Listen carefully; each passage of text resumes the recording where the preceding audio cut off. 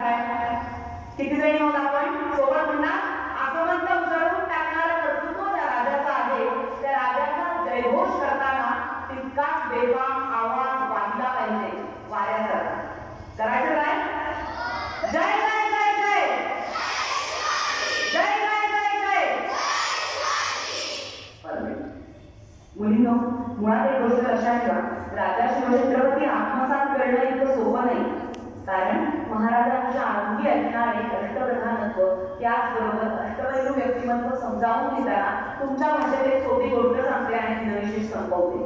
कारण तुम्हाला सगळ्यांना बक्षिसाची ओढ लागली, खूप सारी बक्षिसं आली तुम्हाला माहिती.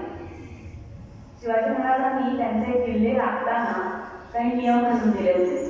ते नियम असे होते की रात्री किल्ल्यावर सूर्यास्तानंतर आणि सूर्योदयापूर्वी म्हणजे सूर्य मावळला आणि सूर्य उगवण्यापूर्वी कोणीही गडाच्या बाहेर जायचं नाही आणि गडावर आत दरवाजातून कुणालाही घ्यायचं नाही.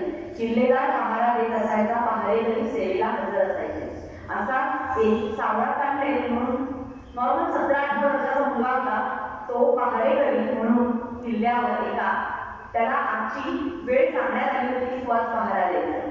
किल्लेदाराने त्याला सूचना केली, हे बघ सावळ्या, तुला नियम माहिती आहे, सूर्यास्तानंतर आणि सूर्योदयापूर्वी तू काही कुणाला आत सोडणार